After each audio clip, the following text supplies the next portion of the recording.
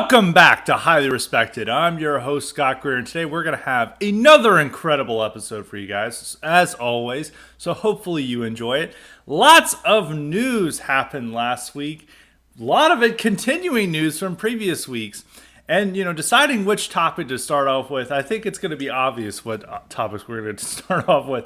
We've discussed this topic before, but it's only grown in importance and dominated the right's focus over the last week. And of course, I'm talking about the Bud Light boycott. Yes, we're going to begin with that topic today because it's all that everyone wants to talk about on our side. And it is definitely seeped into mainstream culture, into popular culture, and it's worth discussing. And it's especially very different from past boycotts. I think that's been made more clear over the past week rather than last week when I brought it up. In the context of Dylan Mulvaney, it's now just taken over the entire right's focus, and the war on Anheuser-Busch is the ultimate goal and ultimate focus for the right.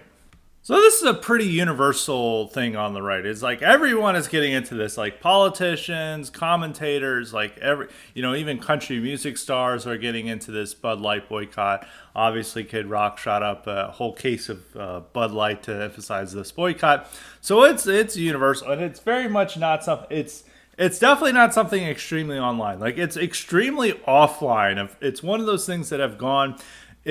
Was centered online, and it's now touching grass. It is now on the grass path. It is now walking around, and it is making an important ventures among ordinary people. There are a lot of people who may be casual Fox News viewers or some other casual consumer of conservative media, and maybe they're not on Twitter or anything, and they're very much like no Bud Light. They're very much upset by this. Now, what effect has it had on Bud Light? This is a bit of a debate. They're all pointing to Bud Light stock prices going down. Now, it's gone down some days and it's gone back up. I just checked today, and it's roughly to where it was when people were talking about it going down significantly. The boycott started at the beginning of April. So,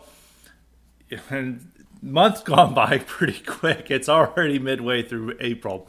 And in that first week of April, Bud Light, or Anheuser-Busch, the InBev, saw its biggest profits ever, or biggest, not profits, but margins on the stock market. It went up to record highs for them.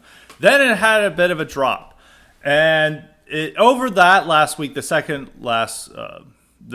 week of April, which is when the boycott really started taking steam, it went, ebb and flow, go up and down, but it's now roughly at where it was prior to the second week of April. So it's gone back up again.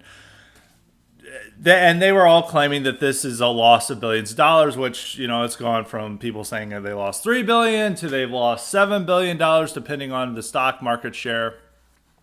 And that's where most of the argument's coming from, that they've lost billions of dollars. Probably not the best angle to focus on the stock market report or where their stock is right now, because I don't know how it's unsure how much of that, like people buying and selling it, is related to the boycott. It would be more focused on the sales, which the sales haven't come out yet. There's a lot of anecdotal evidence saying, them interviewing bar owners saying, fewer people are buying Bud Light now. And some, a few grocery stores are saying that like fewer people are buying it. There's some anecdotal evidence, but we don't have that hard fact that it's actually taking effect. You do have effect that Anheuser-Busch is responding to this. At first, they defended the endorsement or the marketing partnership with Dylan Mulvaney, which is what caused this. Now they've backed off and saying, we don't really want to divide people. We're not wanting to make a political issue, and we're trying to bring people together. And very wishy-washy statement that was meant to say, we're understanding that people are boycotting us and upset about us. We don't want to get involved in politics and upset people. This is our response. Doesn't really satisfy the people demanding a boycott, but they are responding to it. And it is becoming a bit of a PR nightmare for them. At the same time that are not at the same time. It's unclear how this will be the long-term effect of this. It is having a cultural effect. Is there's a popular country star, Riley Green, who changed out a lyric that everyone's talking about. He had a lyric saying, coolers of cold Bud Light. He changed it to coolers of cold Coors Light. So maybe there's that, country stars are no longer going to reference Bud Light anymore due to the Dylan Mulvaney thing. So there's a bunch of things to consider here. I think one is, why, out of all the woke corporations and idiotic things that corporations do, and entertainment giants and others, why is this the one thing that conservatives have decided, like, this is the last straw, this is what we're focusing all our energy on? I've talked about this a lot with other corporations, and other things that conservatives want to boycott, particularly the NFL, but we'll get into that in a moment. But they are now expending all their energy on Bud Light. And a lot of the people I've seen on Twitter who are adamant NFL fans get extremely mad at the thought of boycotting the NFL or not watching the NFL, or just gung-ho and 100% behind the Bud Light boycott. So why is Bud Light the main focus, or why is that the main enemy? Why is Bud Light worse than any other corporation? And I would think it would, based on, I don't want to call this a misunderstanding, because that's like saying, that's agreeing with the liberals on this, but it is a bit of a misunderstanding this has caused, is that a lot of these people believe that Bud Light was about to produce cans with Dylan Mulvaney's face on it and sell them. And that is a bridge too far for people. People are going to be very upset if they go to their local grocery store or their gas station, their 7-Eleven, they're picking up their beer, and they look down at their Bud Light can and they see Dylan Mulvaney's ugly face on it. And they'll be like, what the hell? I think the idea that they're producing these cans en masse was just so aggravating to people. And conservatives really, I've talked about the obsession with Dylan Mulvaney, but they are very much obsessed with Dylan Mulvaney. I don't think this is totally top down like conservative commentators are obsessed with him. I think it's also reflected in a lot of the audience is also very aggravated by Dylan Mulvaney. That's why there's just so much Dylan Mulvaney content and everyone's always talking about him, is because they can't get enough of Dylan Mulvaney. So seeing a trans celebrity now on Bud Light cans, which they were not supposed to be produced in bulk, they were just sent over to Dylan Mulvaney. It is what it is. And to promote for marketing. Very bad part marketing promotion idea, but it is what it is. And they've put out but the idea that these people would go to their grocery store and buy Dylan Mulvaney Bud Light, or that have been on all Bud Light cans, or a significant number of them, I think really made people mad, and they wanted to punish Bud Light for even suggesting this. I don't think people really understand quite that it was just a marketing partnership. They really believe that Bud Light is producing cans and using and running ads with Dylan Mulvaney to promote it, rather than this minor marketing partnership. Whether that's wrong or not is a matter of debate. I don't think it's the worst thing in the world that they interpret something's worse than it is, but it's just, I think that's why there's so much anger over Bud Light, is that the idea that they're producing these en masse, and that Dylan Mulvaney is now like the figurehead for the company. And so they want to retaliate against the company for that. So one explanation, as I just went over, is the outrage that they may produce these cans en masse, these Dylan Mulvaney cans en masse. The second is that it's a beer company. There's other choices. There's many other choices you can go to, that it's much easier to boycott versus the NFL or even Disney, because there's so much of the entertainment world is now based in just a few handful of corporations, and people that are like, I'm going to boycott Disney. And it's like, well, that means no Star Wars. That means a lot of entertainment options are off the table if you boycott Disney. Disney also owns Marvel. So arguably two of the biggest entertainment products in the world entertainment brands are owned by Disney. I mean, Marvel and Star Wars. So a lot of people don't want to make those boycotts. And with the NFL, that's like their favorite sport. They don't want to give it up, and they may say, well, baseball or hockey aren't really what I'm into. This is really it. Like, NFL's the best of it. I may say like college football is an inferior product, so I'm going to stick with the NFL. With Bud Light or Anheuser-Busch in general, there's so many other beer brands you can choose from, so it's easier to say I'm no longer drinking Bud Light, I'm drinking something else. Or I'm not even drinking Budweiser products, period. I'm drinking something else. The funny thing in this is that the two main options for people to choose are Miller and Coors products. Both of those companies are also LGBT, doing all that stuff. They're donating to LGBT causes. They're creating pride cans just as much as Budweiser is. So it's really, you're like, I'm not going to support this woke corporation, so I'm going to support another woke corporation. The real answer is support Yingling, which is run by a Trump supporter. I don't think they really do anything pride stuff. That's really what I choose to drink. I've always chosen, long before Yingling's owner started, I think I may have said founder. I don't want to say they were founded a very long time ago, like in the 19th century. So I meant owner. When their owner endorsed Trump, I'd already been that's my main go-to beer is Yingling. I don't really like Budweiser products, actually, on a side, so I don't really mind it. Like, I find Bud Light just shit. I hate drinking Bud Light. Budweiser heavy, I always associate with hangover. For whatever reason, I don't think it's particularly more hangover inducing than others like Bud Heavy, but that's just what always my assumption is. And most of the other products are just it's not very good. I remember back in college that Bud Light, in the fraternity, that everyone would, they would start off with Natty, but if they wanted to be a little bit fancier, they went to Bud Light. They spent a few extra dollars to get Bud Light, and oh, you're being fancy now with a Bud Light rather than Natty. And so that was the reputation that it had when I was in college. But that's no longer the reputation. It's been ruined. Now I guess those guys are going to be bulking up to get Miller or Coors Light. So the second reason, ease of boycott. There's many other options they can choose from, even though some of these options are still as woke. They're at least not having any partnerships with Dylan Mulvaney. And the third reason is that Bud and all these beer brands are supposed to be very masculine products and designed for, and if you looked at past marketing campaigns, they're always designed for kind of a red-blooded American. They got the Clydesdales, they've got patriotism. Budweiser and Bud Light always have American-themed cans for July 4th. A couple of other beer brands do that. So it's very much designed for a, maybe not quite a conservative male, but a typical American male, red-blooded. He likes football. He likes patriotism. He likes all these things. And so that's their marketing demographic. Even though they're trying to get more women to buy, drink beer and stuff, especially with female drinking habits increasing, there's still their target audience is met.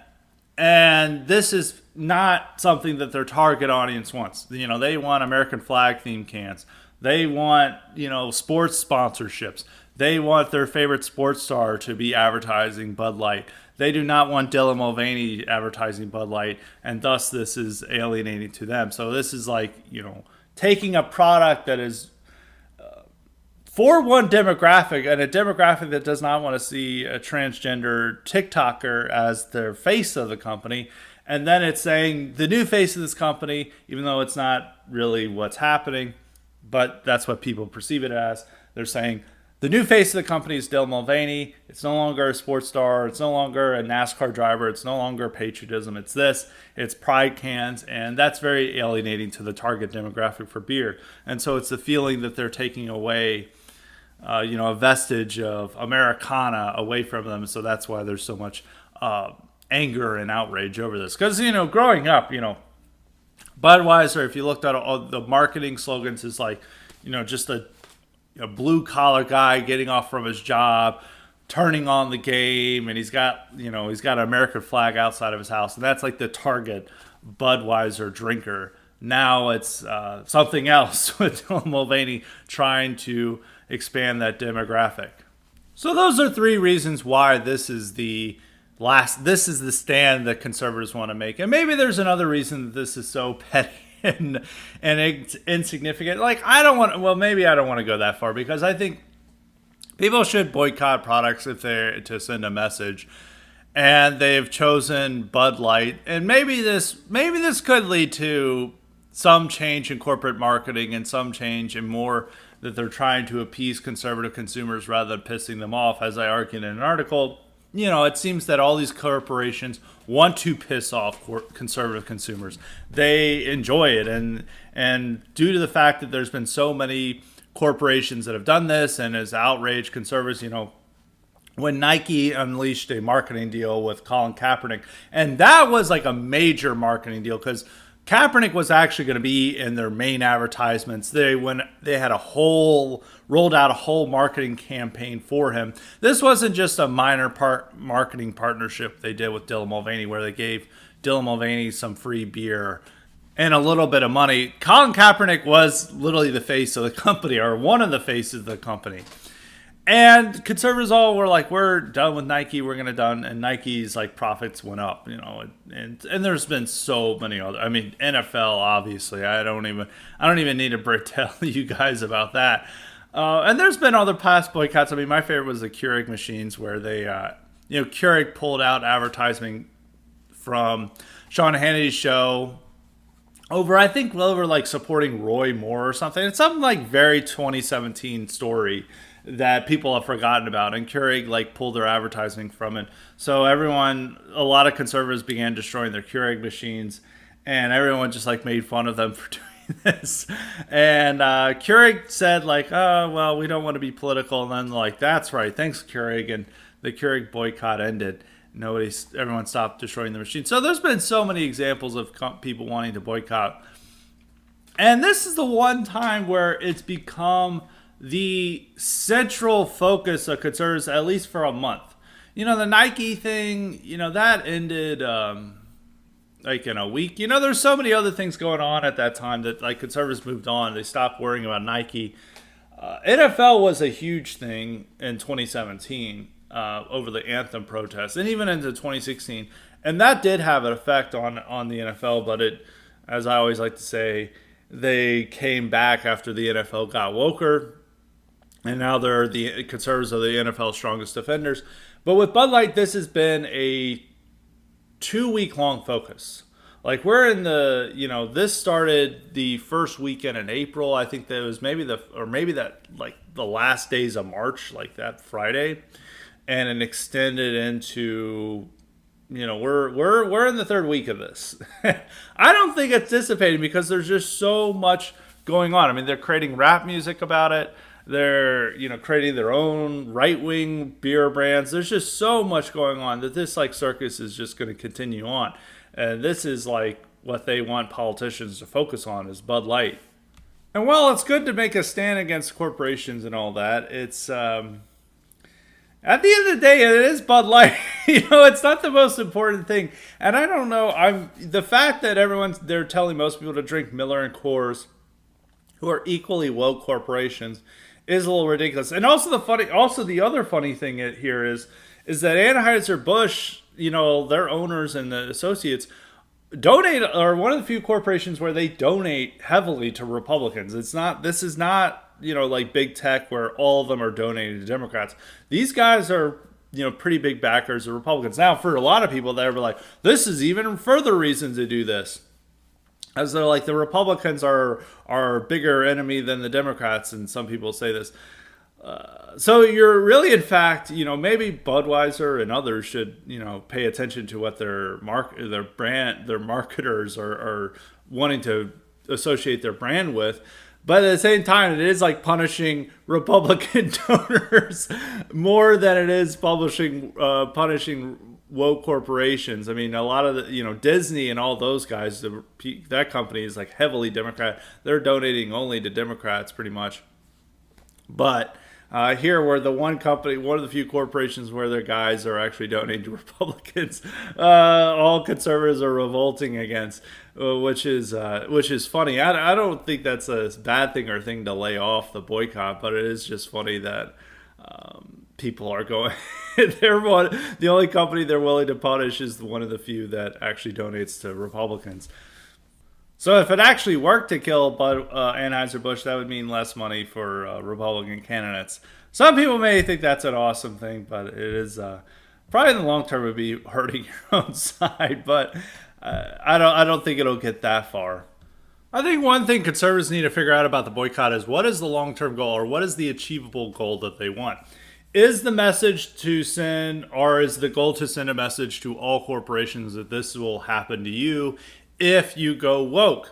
I think that's one thing to make, but that's also contingent upon Bud Light sales being remarkably down, and Anheuser-Busch's like stock going down and just being destroyed by this, and just saying this is what will happen if you go woke. It's very much contingent on the fortunes of Bud Light or Anheuser-Busch. Which maybe their fortunes will continue to plummet, and that will send a message. But it is that is a risky proposition, because if, say, their sales aren't that much diminished, or their stock price is still relatively high, then it doesn't quite send the message that the conservatives wanted to. Maybe a goal could just be changing the company, particularly getting rid of this vice president of marketing, Alyssa Heinerscheid, who is promoting all this woke shit within the company, is saying that we want her fired, we want her gone, and we will relent on the boycott if she's gone. I think that's probably the most achievable goal. Even though I don't know if the company will do that, I think that is like an achievable goal. It's like, we want this woman fired, and she's pushing all this woke shit and doesn't understand the target demographic, and then they get rid of her, and then that's one thing you want. Maybe you could just want Bud Light not to do any of the Pride stuff or anything else, but I mean, that's what all these companies do. But I think if you got the vice president fired, that would be probably a serious win, because she was the one responsible for this, and she's the one promoting all this type of nonsense that alienates their customer base. So yeah, she should go. I think she's the one that's probably the most responsible for this, and saying that that's like our goal. But I think you need an achievable goal here, because I think for the most part it's around, it's a lot of this is happening because the right doesn't have anything to unify over right now. There's not a focus, and this is not just like the dissident or online right. This is just the American right in general. It's still feeling beleaguered and depressed from the midterms. It's, unsure of what to happen in the primary, and people are fighting over DeSantis versus Trump. And then there's Trump's legal matters, his indictments that are looming over him or have been made against him. So there's like this, where are we focusing on? And the 2024 election is far away. Maybe people are done with Let's Go branded. They need a new cause. And right here, Bud Light serves it up. Is like everyone's rallying around it and feeling like they're doing something important by boycotting Bud Light. Well, I mean, there's worse things to be over, but it's, as I say, I wish this energy and unifying factor along the right was put in a more productive direction, or against a better corporation or target like Disney or NFL. But I guess we just have to settle for Bud Light.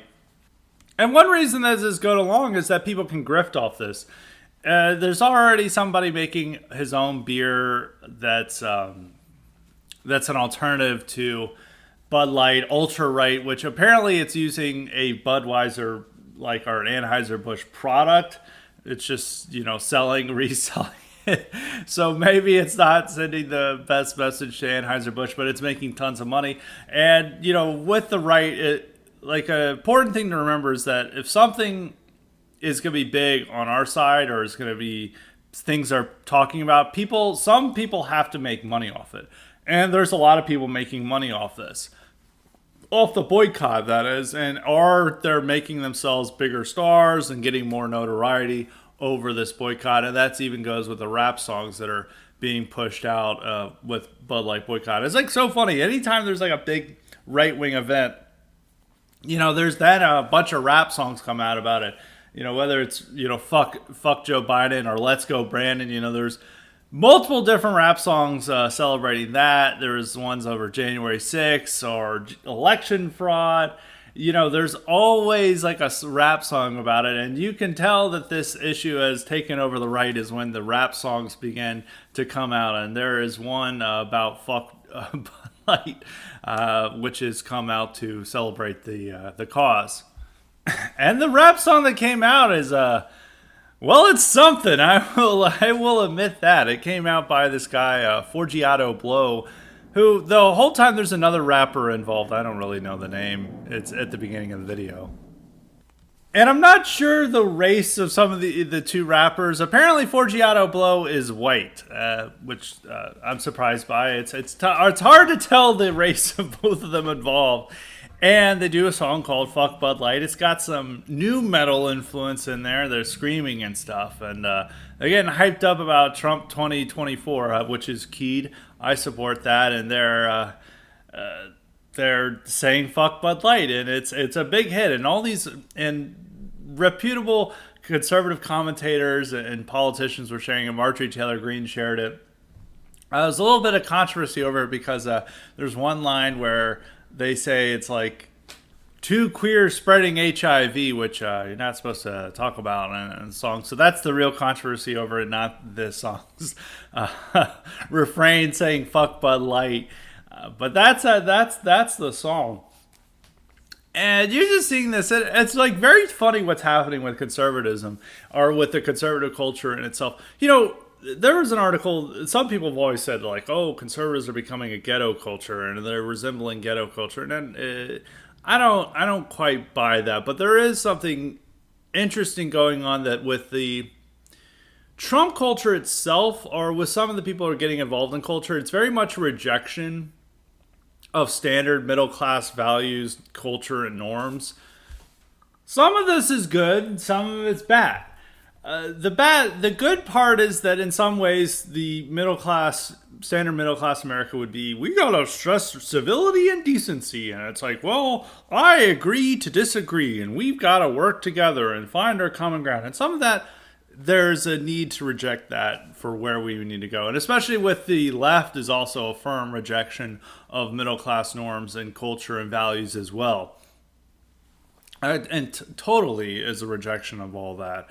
But with the right, it's, you don't need to be so much that like, we need to find common ground. Like that needs to be eliminated. But at the same time, there is a vulgarity that comes across from conservatism. I mean, it's the same on the left. I mean, the left, like people were like saying like, it's outrageous that people are saying fuck Joe Biden. It's like, you guys spent 4 or 5 years saying fuck Trump, like openly, and even like the cable networks, the liberal cable networks, were also allowing some of their commentators to drop fuck or shit on air, in other vulgarities, and as long as they were attacking Trump or attacking Trump surrogates, that was fine.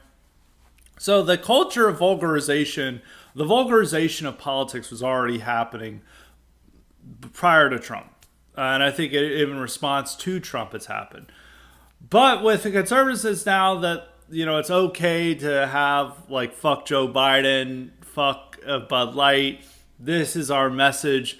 And, it's not the worst thing in the world. I think I've said a lot of things are not the worst thing in the world on this podcast, but I just want to emphasize that.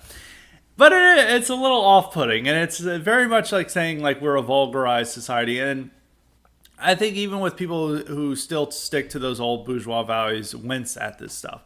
Like, it's a little bit too much of like, people just like chanting, fuck Joe Biden. On one hand, that's keyed. On the other, it's like, well, this is a public setting. We're still supposed to have some norms and like standards for what's going on, especially if there's like kids around and stuff. And that's always one thing that irked me. But even that, it goes further than that. It also goes into just, having massive amounts of tattoos, smoking weed all the time. And you even see a lot of conservatives embracing this stuff as well. I mean, like being a pothead is not just limited to the left. It's like there's a lot of right wingers who are potheads too. You can see this whenever I post something that's critical of weed. You'll see these guys who are like, "Oh, the bug man doesn't like people enjoying things." It's like, yeah, I don't. And even when you walk around in any type of city in America, you're going to smell weed. And so it is very much a vulgarization and just like down scaling of American values and standards that are going on. And this fact that the conservative culture, what they build is this like vulgar rap song done by racially ambiguous guys, which some of the way, like on one hand, I think it's incredible content. Like I laughed my ass off when I was watching the song. It's just like, it's just so absurd and surreal that this is now like conservative messaging and conservative culture in our society. And now this is it. So one hand, great content. On the other, it's a little unfortunate that this is what conservatives genuinely enjoy, unironically. Like, a couple of us are ironically enjoying this. You know, that's a huge difference, obviously. But there's a lot of people unironically like this, and that this speaks to them, and that they're like this is their music, and this is what they want to listen to, and this is the message they like, and that's very different from what the past standards of what it would be like. You know, a lot of people hate on country club Republicans, and some of it is warranted, but at the same time, where would you rather hang out, or where would you rather spend your time with? It's like a bunch of guys with face tattoos and, you know, who are smoking weed versus the nice, well-dressed, well-put-together people at a country club. I think most people would side with the country club. And what you want to have is you want to have a nice society where people are looking good. People have basic standards of how they're living and what they want to stress. And you don't want to just have this chaotic, free-form society where people are just wanting to enjoy themselves. So it's like, well, if they have a face tattoo, that's awesome. And if they want to smoke weed as they're walking around the neighborhood, that's it. Like, you know, I was like, I think this last weekend I was walking around my area. And these two guys are just walking through a park. And, you know, there's like kids around too. And they're smoking weed. And it's like in the middle of the day. It's like 1 o'clock. And they're both smoking weed, you know, and they're... one guy was black, I think the other guy was Hispanic. And it's just like walking by, like smoking weed openly. Like just laughing that this is happening. And that's like happening throughout this country. I mean, it's very much like a vulgarization. It's like kids now have to, like, you know, sitting around playing in the park. And they have to ask, like, their mom, like, why, what's that weird smell, mommy? And it's like, oh, well, that's what you and our dad do at our spare time, you know, smoking weed. And so it's just like a changing, you know, standards in our society. And I don't think it's in the good direction. So as I said before, this is not just limited to conservatism. I mean, conservatives and Republican Party are now reflecting the broader changes in our society, where now it's okay for everyone to have sleeves of tattoos and to smoke weed publicly in like the middle of the day, and wear it looking like shit and talking in Ebonics or AAVE all the time. And now that's just being reflected in conservative politics as well. And it's a diminishment of traditional white middle class values, standards, and norms, which some of those standards and norms are, you know, fine if it's, you know, forcing the GOP to be polite and to support mass immigration and all these other things. At the same time, you just do want to have some basic standards and values and norms. And so, yeah, I do find like all these conservative raps are just funny, and that they're now like a huge thing. And it's, you know, it's not quite the counterculture that people are stressing, because it is a part of the larger cultural changes and cultural transformation happening in America, that even conservatives are now a part of it and now pushing the same things that liberals are, or just the general population is for, with these rap songs. And how we communicate to the population is now through Forgiato Blow, who I don't want to hate on too much. He follows me on Twitter, so I gotta stand up for my followers. And I have to say, like, it is like funny content. Like, I got a lot of amusement out of it and a lot of entertainment. And compared to some of the other rap songs that are produced, like some of them are really cringe. There's the Bryson Gray. Some of his songs he does are like, I hate rap music, but I could see that he has some talent with that. So some of it is like fine, but I prefer more not so much care about the talent. I more care about the content, and I think Forgiato Blow really deliver the content here. So I'm looking forward to his next bangers there, because at least if our country's going to sink down, at least we got some great content to laugh at ourselves about. But even the popularity of that song, the people are really promoting it. It does show that this is reaching out from the online sphere into the normal. It's touching grass, as you could say. And one final thought on that subject, where we're talking about the standard values and bourgeois norms and stuff, is that there was a good tweet that I saw like a few weeks ago about what white identity it is in America. And it really is that WASP culture that is dying, and it's associated with, middle class norms of like polos, country clubs, nice white people like doing nice white people things.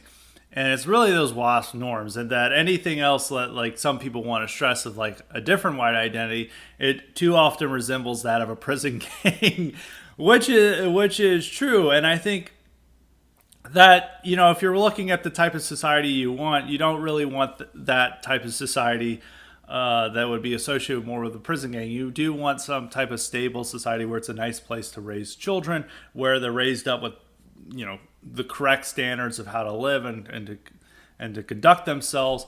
And it really is those WASP values. The problem with the WASP values is that they're too open-ended, too decent, too civil to resist being dispossessed. So you have to make some changes within those WASP values and standards to make them more able to survive and thrive in the type of world we're in today, because it's no longer where that's the majority standard.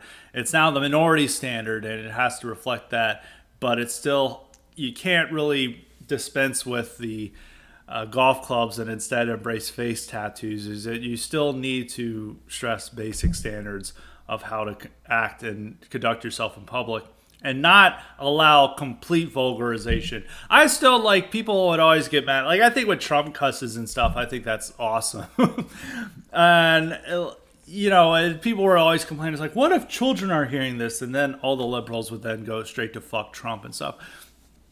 But I mean, there's just so much vulgarization throughout society. I mean, even commercials now are way more raunchier and referencing things that they're not supposed to be, much more so than they would have done 20, 30 years ago.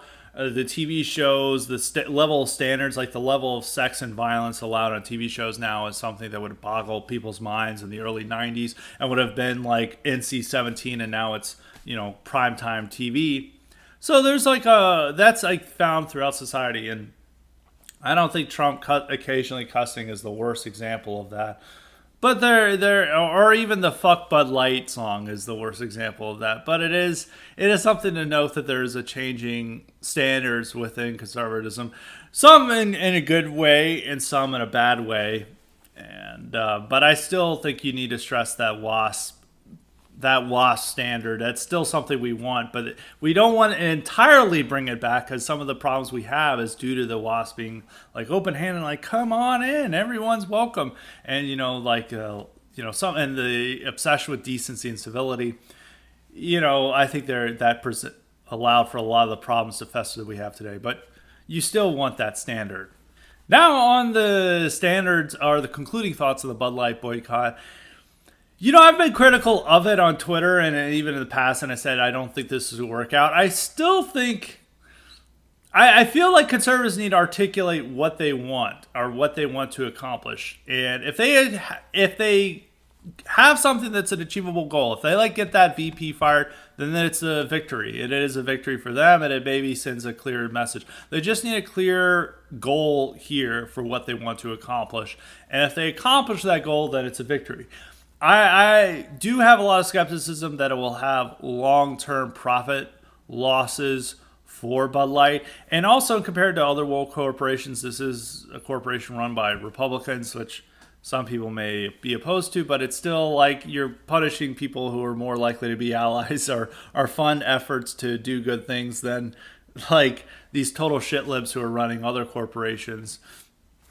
You do have to worry about that, but I think if it's set a clear goal and accomplishes it, it's that. But at the same time, there's a depressing thought here that, and maybe it's me that's like saying like, well, I wish it would be focused on all the things. But it does show that conservatives are obsessed with frivolity. People were all complaining about how I was saying frivolity last week, so I'm making sure that I'm saying it correctly this week. And very frivolous with the things that are obsessed with. And it's like very like tiny things that they're getting upset with. That could be directed to so many other things. Like, we have so many problems in this country.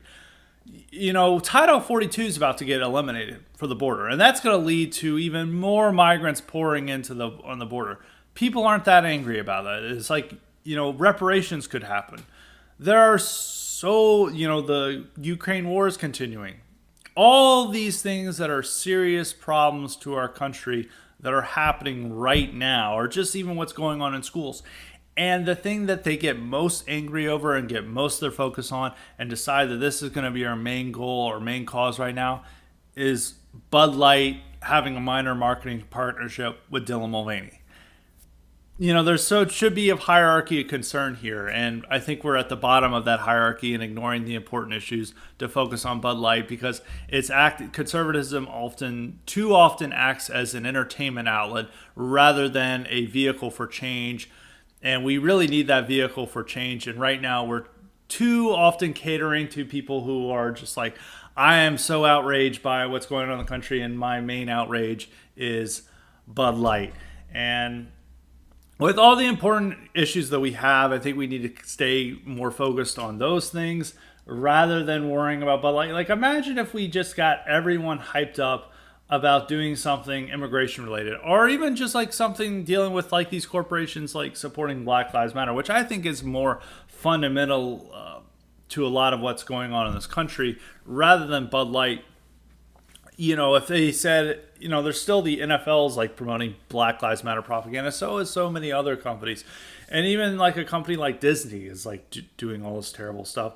I think it would be more productive if they chose a larger fixture of a contribution to America's wokeification, such as Disney, rather than Bud Light. I'm not saying that the Bud Light boycott is wrong. I just wish that this focus and the direction of anger and outrage and energy was directed towards something more important. And I think if we were conservatives were boycotting Disney and going off on this and like showing the same level of energy that they have towards Bud Light and directing that towards Disney, which is probably one of the worst purveyors of woke shit in this country, I think you could accomplish a lot. Or even just getting people just really focused on the normal, serious political issues such as immigration, opposition to reparations, getting rid of affirmative action, or getting rid of critical race theory and gender ideology in schools, which there's been some focus on, which there's been a lot of energy directed towards some of these things. Maybe not so much immigration, but definitely what's wokeness going on in schools with parents around the country, going to the school boards to protest. But if you had, right now that's all fallen by the wayside to focus on Bud Light. And it does show that like conservatism has an a conservative entertainment complex problem where they're just focused on not important issues, but they're focused on what will entertain their audience the most and what will outrage them the most. And that's why we get an unending stream of Dylan Mulvaney and drag queen content.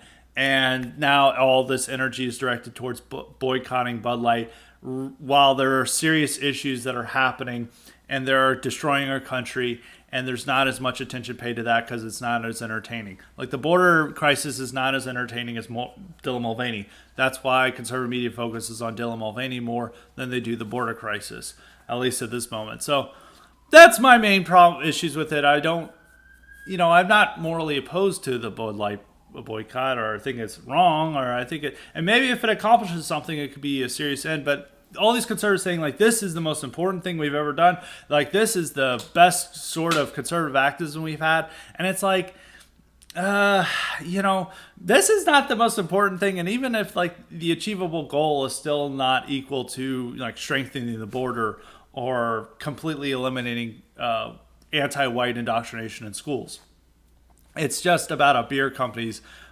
marketing schemes.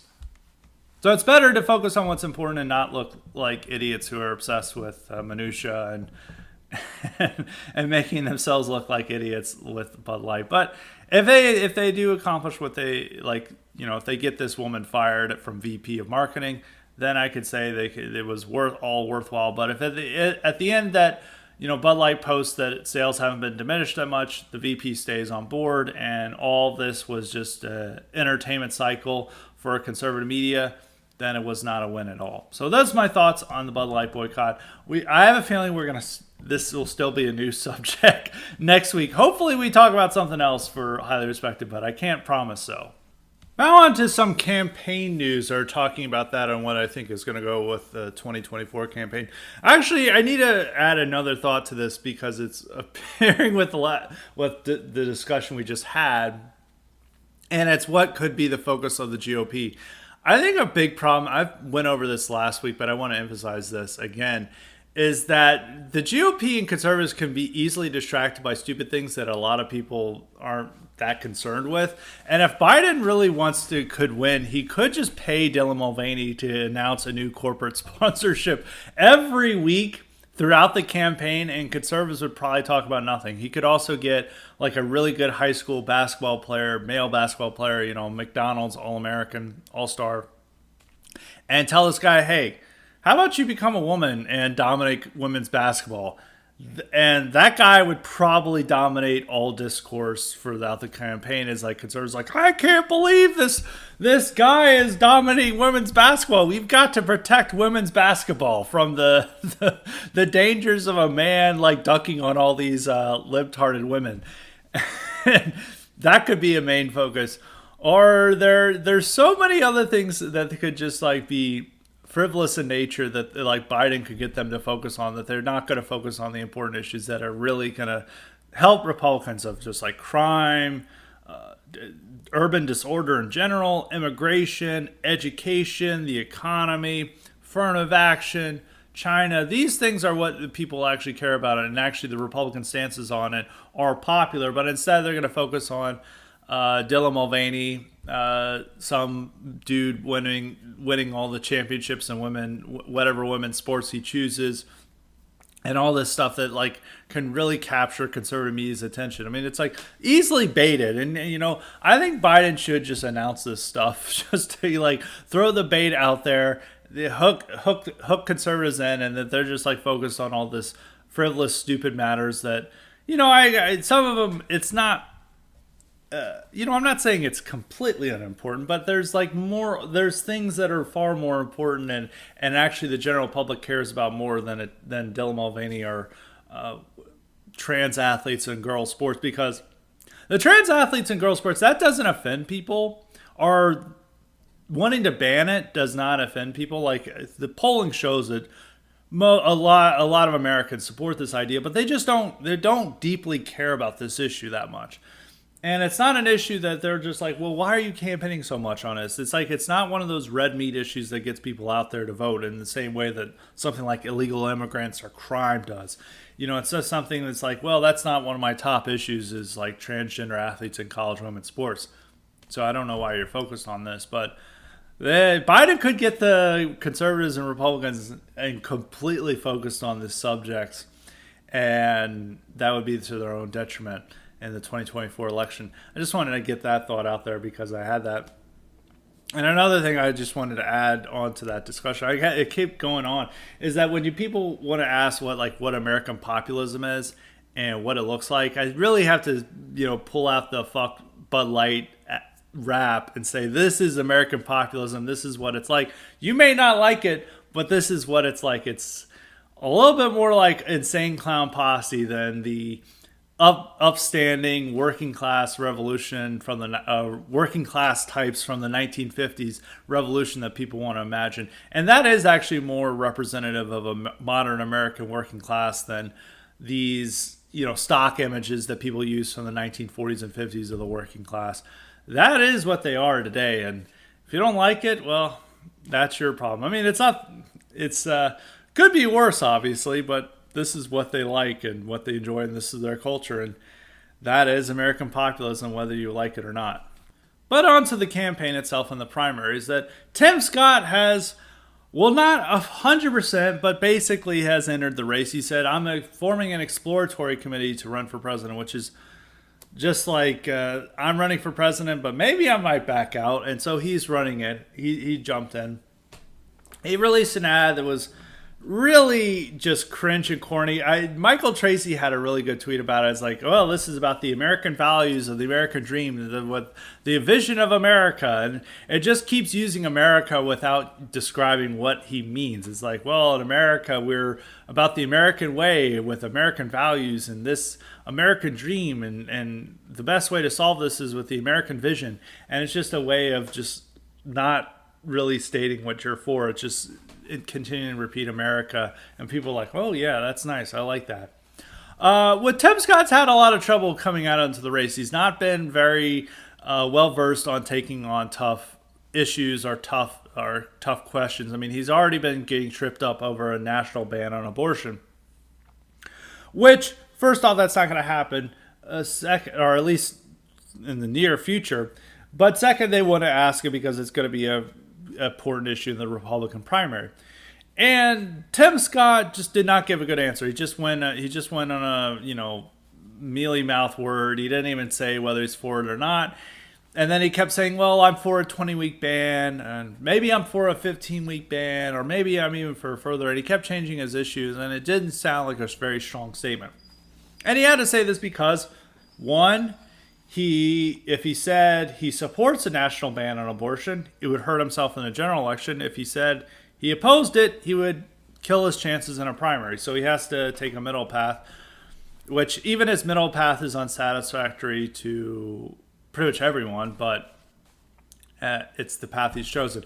I think it's like some of his public statements have made him a little bit weaker candidate than I thought, but I really would say that if somehow there's a primary without Trump, Tim Scott would be a much bigger challenge and threat to winning the nomination than a lot of people think. But it's all dependent on Trump no longer being in the race. If Trump is in the race, he is not going to go anywhere because he does not want to take Trump head on. Really, no one wants to take Trump head on except for the bottom tier candidates like Chris Christie. Pompeo wants to take on Trump, which is going to be hard for him because Pompeo was the Secretary of State, but whatever. And Chris Christie was associated with Trump too. Asa Hutchinson is trying to, but he's doing it and is like, well, I don't really like Trump's policies, and I think Trump should drop out. And it's just so like half-assed and pansy that no one's going to gravitate towards that. And even DeSantis doesn't want to take Trump head on. He just uses passive-aggressive replies and like he's like, oh, references like, well, at least I don't do this, unlike Trump, which doesn't really work. But nobody wants to take Trump head on, and all their hopes are dependent on Trump dropping out and it opening the field for them to have a Trump-free primary, which might not happen. But if it does happen, Tim Scott would be a much stronger candidate than people think. One, the Republican base loves base black guys, or base. I'm not using based as like the literal sense that they're based and red-pilled, but conservative black guys. They love them. And 2012, like Herman Cain was like a random businessman who became the front runner at some point, up until like all these sexual harassment allegations were made against him and his like numbers came down. Ben Carson was the only other Republican once Trump took the lead to briefly take the lead in the primary. Only other Republican who did that. And he was like a boring brain surgeon who was not very good at public speaking. He just like was a very strange person. But the fact that he was just a black Republican made people like, I want to vote for him.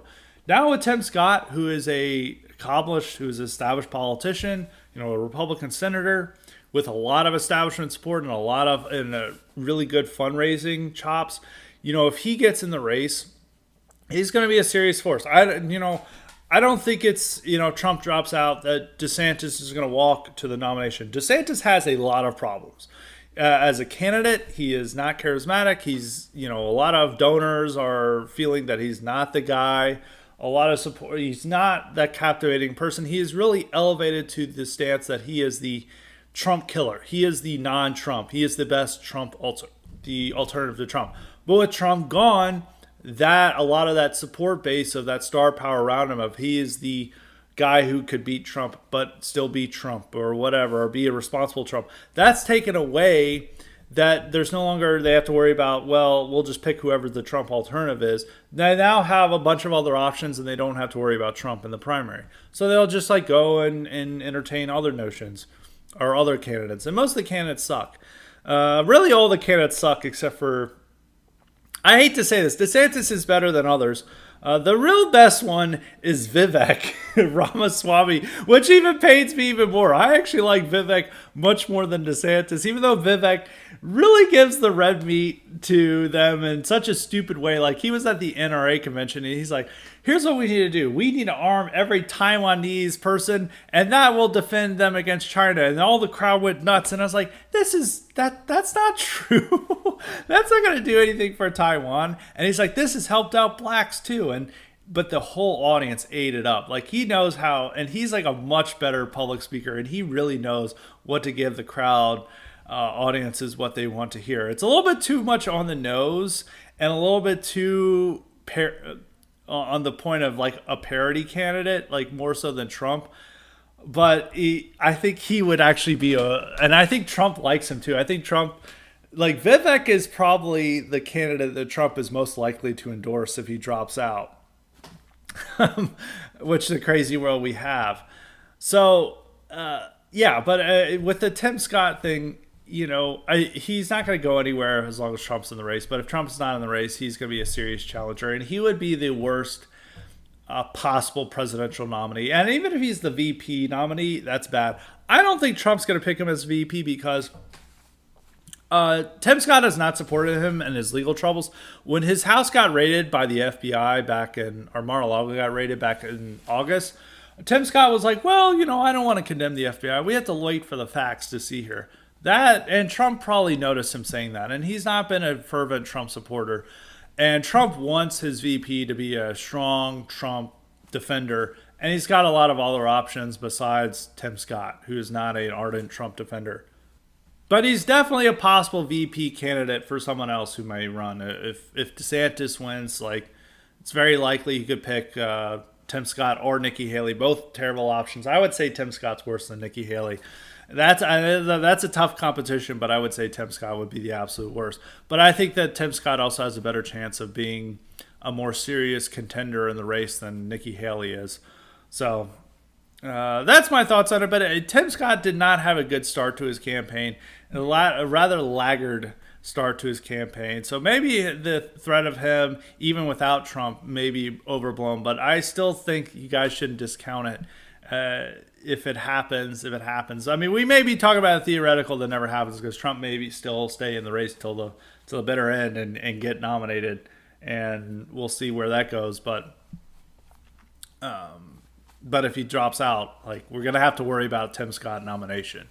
And on to the third topic to worry about, and some people may not be that worried about it because they view this as like Republican establishment and down with them anyway, is the Dominion lawsuit of Fox News. And that is heading to trial, or they're picking the jury this week. And it is not looking good. And Fox is trying to settle out of court. Dominion, which is trying to get over $1 billion from Fox, they're carrying on the lawsuit. And the lawsuit's already done damage to Fox because they've revealed a bunch of embarrassing text messages from a lot of their stars, such as Tucker Carlson and others. Tucker was caught on the record bashing Trump, talking about how the election, not believing in election stuff.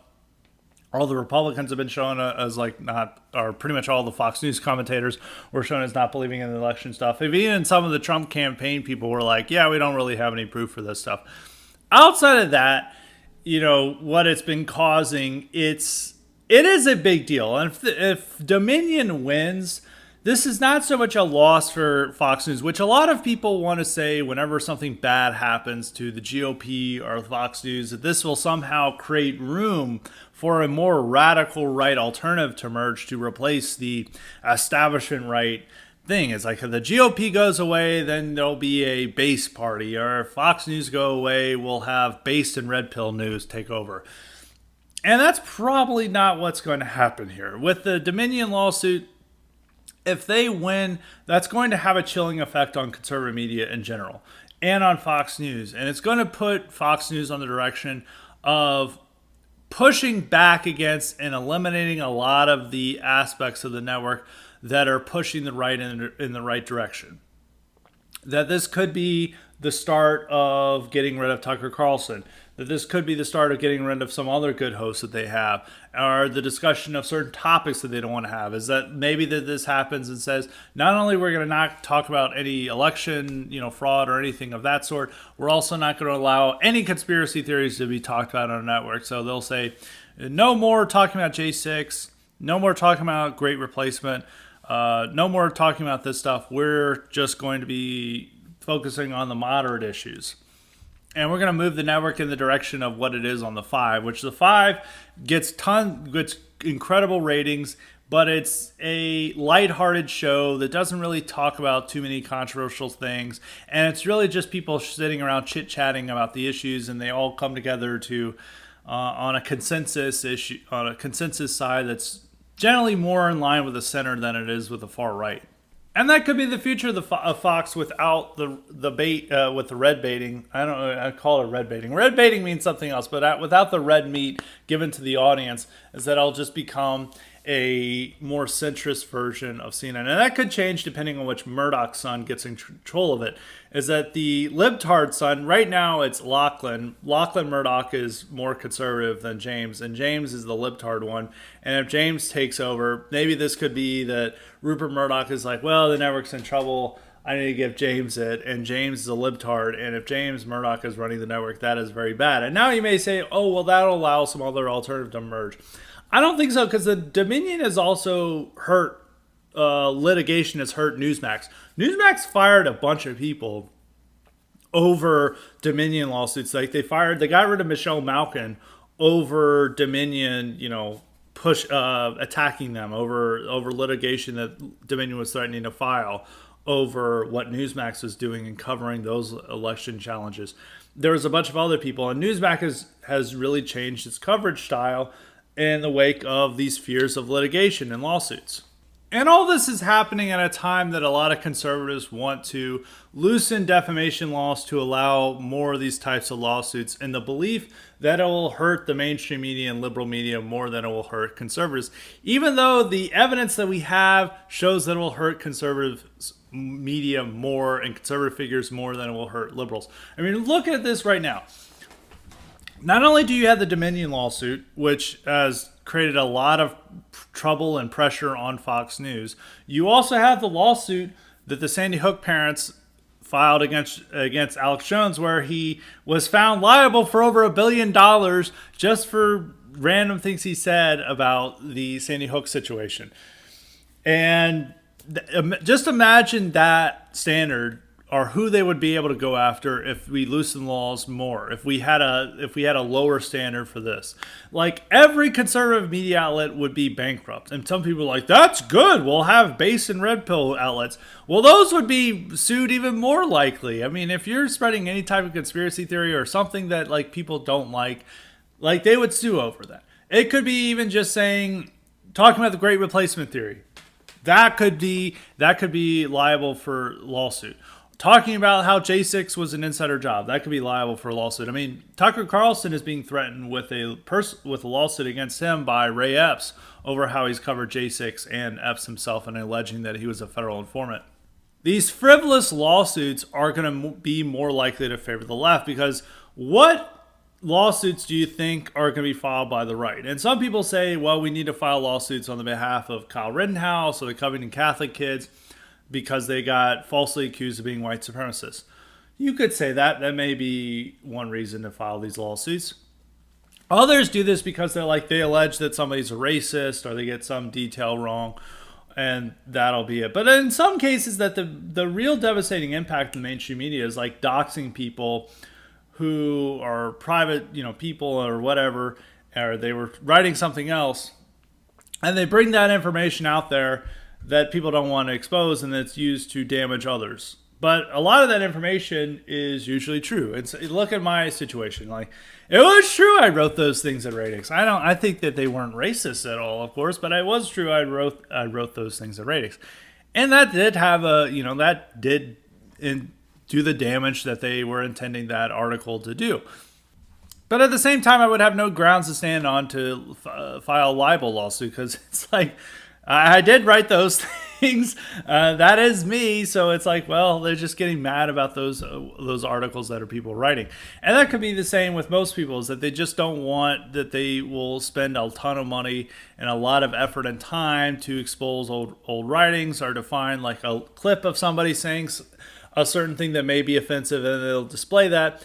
And the libel comes out there is like, they usually, it's not on the firmest libel or defamation grounds, because usually they indict people on what they say, but they'll just say it's racist, and they'll appeal to the public's warped understanding of right and wrong.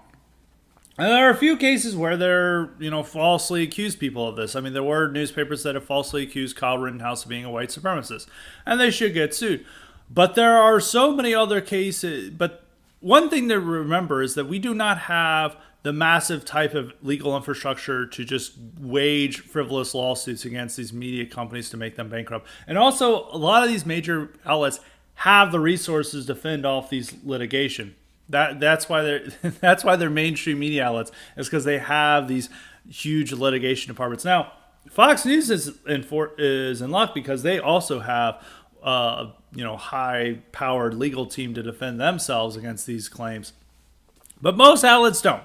Like, I can guarantee the Daily Caller did not have a major litigation team to help them, and the owner did not want to pay that type of money for that. And Breitbart, all these companies go further down. And just imagine, those companies suck. We'll just have base and red pill news. Like, those people definitely don't have any lawyer. If they got sued by somebody, they're screwed.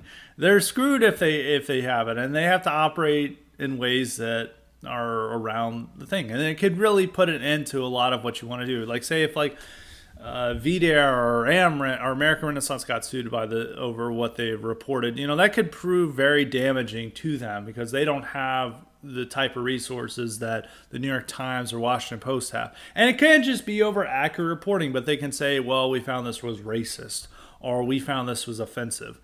And they're just not going to be about that. And also, the funny thing is that the right wants to open up libel laws or loosen defamation laws. At the same time, they want their media outlets to report on unsubstantiated conspiracy theories. Like, Damar Hamlin could probably sued so many conservative personalities over claiming he's a clone. I think even under the standards that are there now, he could sue under that. And so could so many of all these other people there's so many outrageous things that are said out there that if a couple of liberal lawyers got together, like, hey, these outlets are saying something bad about you, how about we come together and sue them? George Soros could launch lawsuits and litigation over the claims that he funded Alvin Bragg, even though it's true. He claims it's not. And even if it's thrown out in court, he can still put a massive amount of monetary damage on these conservative outlets by making them spend a ton, by 6 figures or 7 figures on legal fees over frivolous litigation. And so a lot of people would just file these lawsuits knowing they have all the money in the bag, and the whole point is just to bankrupt these companies. So when I'm going to do more of an article about this. It may not come out this week, but it'll come out sometime soon, on the conservatives really, when they're talking about opening up and loosening defamation laws. It's really an argument for the conservative case for suing themselves into oblivion. The people who would be most hurt by this are conservative media, conservative personalities, and it's not going to open. And if they're all sued into oblivion, it's not going to somehow open up the market to radical right-wing alternatives who are somehow going to be immune to this litigation, which they're not going to be. And everyone will just be turning into base and red pill news, and they won't even listen to Fox News. That's just not going to be the case. It's going to be even a more mainstream media saturated market, and the conservative alternatives are just not going to be able to survive in that type of thing, because the left would know how to weaponize this litigation for their own purposes. And I don't even know what would be gained here. You would only have a few. The only examples that people ever bring up are Kyle Rittenhouse and Covington Catholic. A few examples of them getting wrong facts about certain personalities, like Charlie Kirk or somebody like that. And there's not that type of systemic level. Even if they did maybe if it didn't hurt conservative media as much, I'm not even sure what would be gained by this, because it's not like the media is like, oh, well, we're never going to call anyone racist again because we don't want to be sued about that. They would still do that, and most of these, and they have the legal resources to defend themselves in court, and they'd win. But at the same time, conservative media would open themselves out, and right-wing media in general would open up themselves to more litigation and getting bankrupted just for covering topics that no one else wants to. Just look at the Alex Jones case, look at what's happening to Fox, and realize that this is a very bad idea, and we shouldn't help our enemies be even more effective at suing us into oblivion. Now on to the Cognitive Elite questions. As a reminder, you too can get the power to ask me questions or suggest guests and topics if you sign up for the Cognitive Elite option at Highly Respected Substack. And that's at highly-respected.substack.com. And make sure to sign up for the IQ supplements if you haven't already. And also, we have a bunch of great articles that are published there at least once a week. So make sure to tune in for that, or sign up for at least the free subscriptions if you really don't want the IQ supplements for some reason. So we have one question today, and it comes from Tim. And Tim asked for my thoughts on the leaker, or the national security leaker. There was this guy, Jack Teixeira, that's the name of the leaker, who's only 21 years old, an Air National Guardsman in Massachusetts, somehow had the ability to get top secret and classified information and share it with his Discord chat. And it has led to an international disaster, or PR disaster, for the American government. And so so Tim was just asking for my thoughts on the matter. For one thing I have to say is that this information should be out there, as it does give a better perception of what's going on in the war. It gives higher body counts for what's going on for the Ukrainians, much more so than the Ukrainians have been officially releasing. There's just a lot of information that shows that the war is having a much more devastating effect on Ukraine than people want to admit or say. And it really provides pressure that, we should reach a peace deal rather than having this end up as a meat grinder. There's a lot of other interesting details coming from these documents as well. Especially about the role that America has had in there, is that we do have a number of boots on the ground. How many, it's unclear, but we do have special forces working with the Ukrainian military, which has not been well articulated by our government. It's not been voiced by our government. They're always like, oh, we have no boots on the ground. This confirms we do have some boots on the ground. Not a great deal, but we do have special forces there who are advising and training these guys.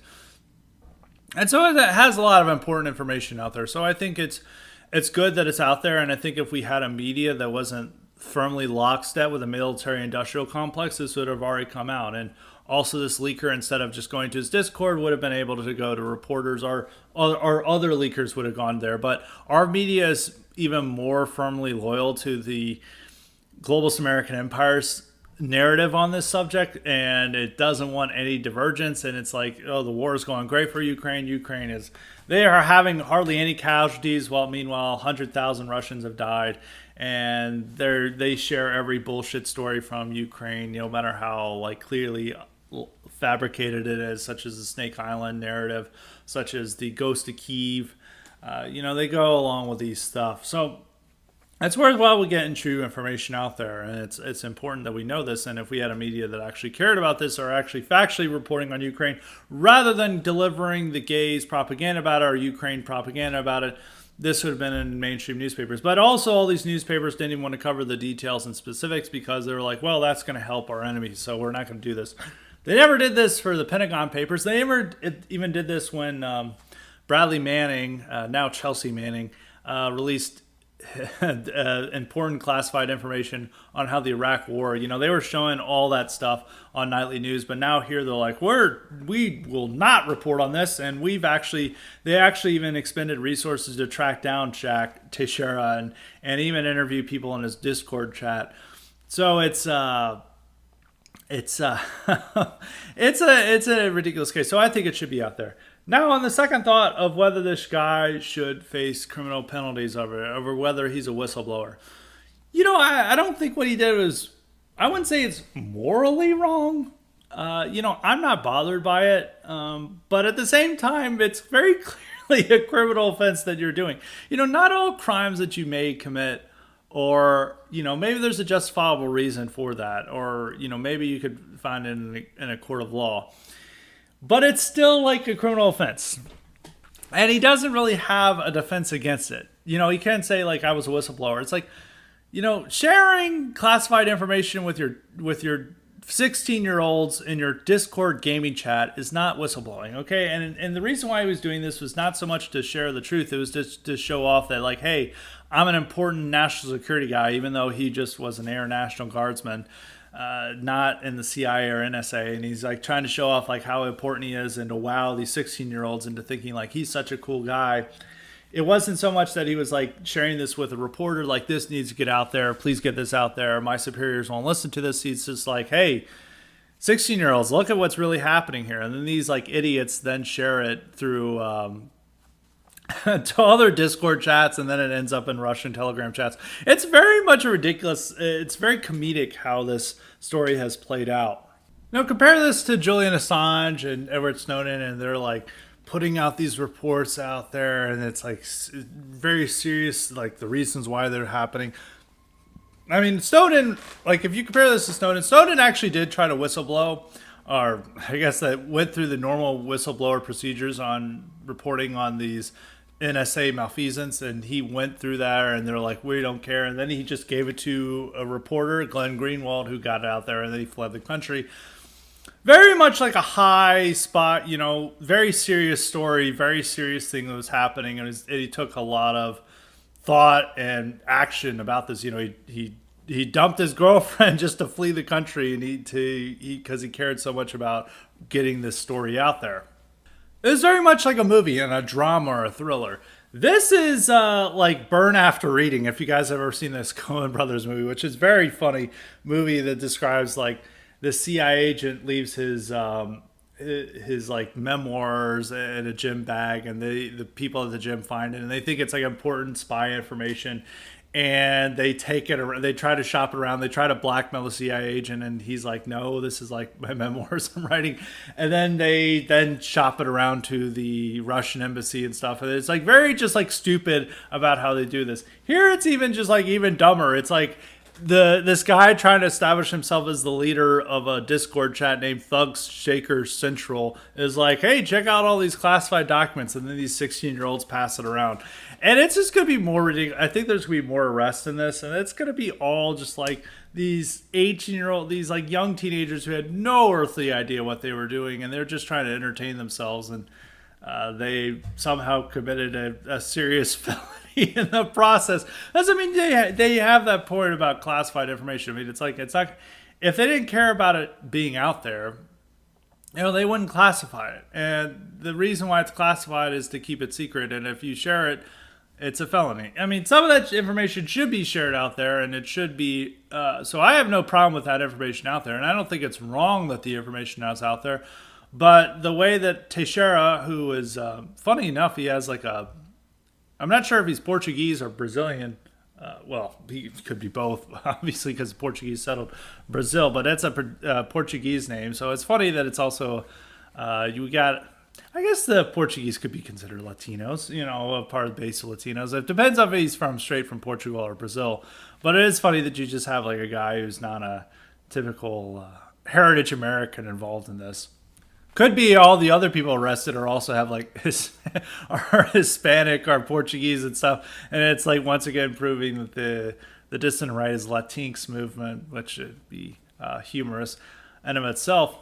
But back on the topic at hand, the way he shared it, that's not how you do whistleblowing. You just can't share stuff in a Discord chat. And obviously if they just said, oh, well, you said you're a whistleblower, then they'll allow their entire military to share all this shit on Discord chats, and they wouldn't be able to run a military. Maybe that wouldn't be the worst thing in the world, but I've always keep saying I keep saying that I should name the subject of today not the worst thing in the world, but it's clearly a crime, and I would not say it's wrong. I would just say it's incredibly stupid. You got to be smart about this stuff.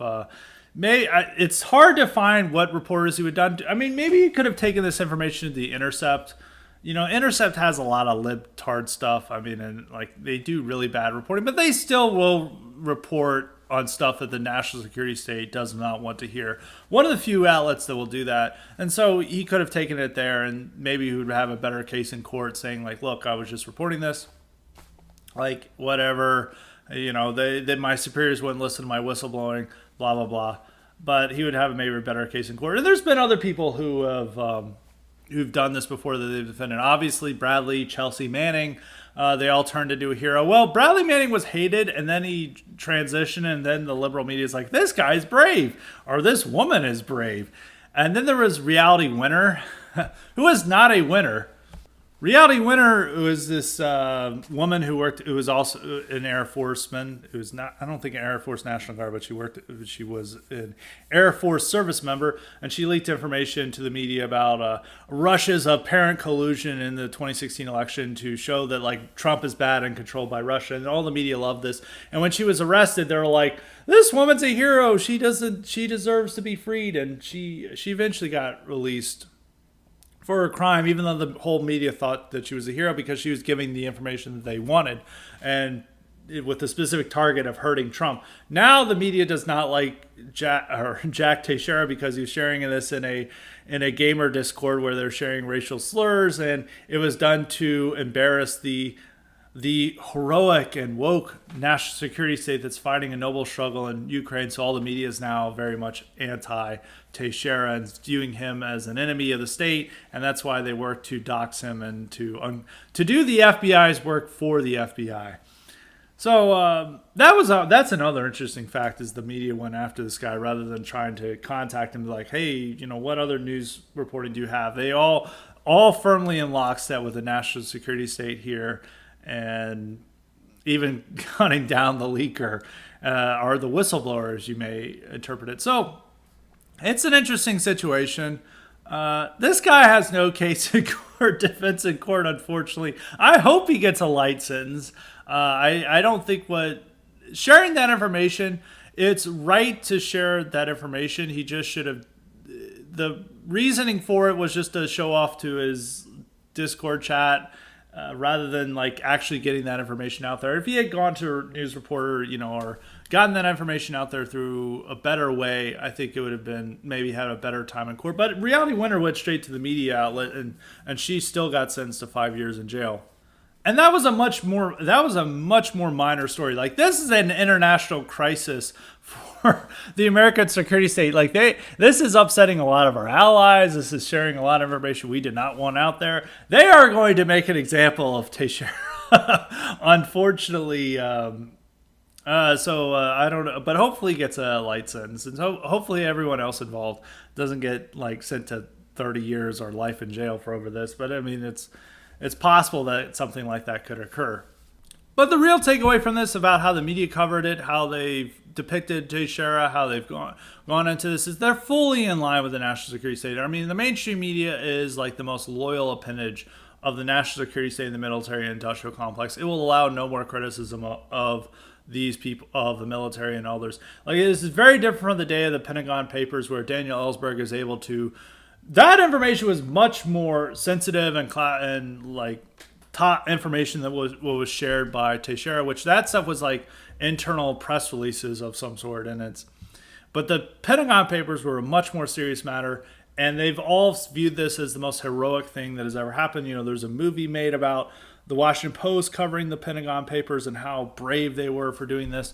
Well, now today the Washington Post and New York Times are working to hunt down leakers and to show how they're enemies of the state and are just like, we want the military to lie to us and our national security state to lie to us about the Ukraine war. And we're going to continue to lie for them because that's a part of our patriotic duty. So it's something very different from what was happening in the 60s, 70s, and even something that's very different from even literally 10 years ago when the Snowden story broke, where all the media covered that and there was a lot of outrage over that. But 10 years later, if Snowden wanted to do what he was doing, the entire media would come down hard on The Intercept or whoever. I forget, Glenn Greenwald, I think, reported for The Guardian, or whoever the reporter that done it, and they were like, this information shouldn't be out there, and all the media outlets would even have a blockade, an information blockade on even sharing that information due to the greater loyalty they now have for the national security state.